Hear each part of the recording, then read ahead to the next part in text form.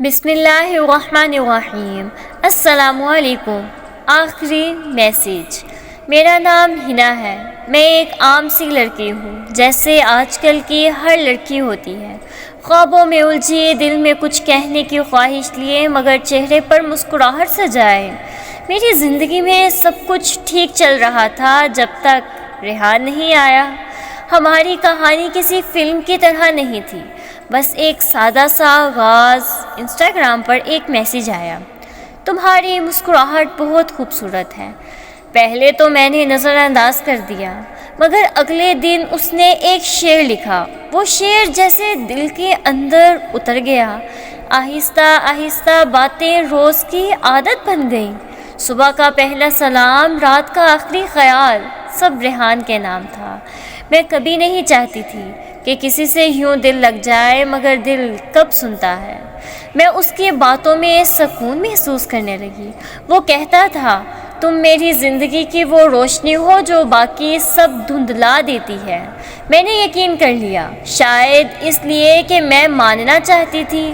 وقت گزرتا گیا، خواب بننے لگے، ہم نے ساتھ جینے کے وعدے کیے، چھوٹی چھوٹی خوشیوں کے منصوبے بنائے، مگر پھر ایک دن ریحان بدلنے لگا۔ میسیجز دیر سے آتے، کبھی جواب ہی نہیں۔ میں مصروف ہوں، کل بات کریں گے، یہ جملہ تو میرا دشمن ہی بن گیا۔ میں نے خود کو بہلایا، شاید واقعی مصروف ہو، مگر ایک دن اچانک انسٹاگرام پر دیکھا وہ کسی اور کے ساتھ تصویروں میں تھا۔ اس کی آنکھوں میں وہی چمک تھی جو کبھی میرے نام تھی۔ میری انگلیاں کانپ گئیں، دل جیسے کسی نے مٹی میں جکڑ لیا ہو۔ میں نے میسیج کیا، کیا میں صرف وقت کا ایک لمحہ تھی؟ اس نے پڑھا مگر جواب نہیں دیا۔ اس دن مجھے احساس ہوا ہم آج کے دور کے لوگ ہیں، جہاں محبت ریسنٹلی بس ختم ہو جاتی ہے۔ میں نے فون بند کیا، آئینے کے سامنے کھڑی ہوئی اور خود کو دیکھا۔ آنکھوں میں آنسو تھے مگر چہرے پر ایک عجیب سا سکون۔ میں نے خود سے کہا، محبت غلط نہیں تھی، بس جس سے کی وہ انسان غلط تھا۔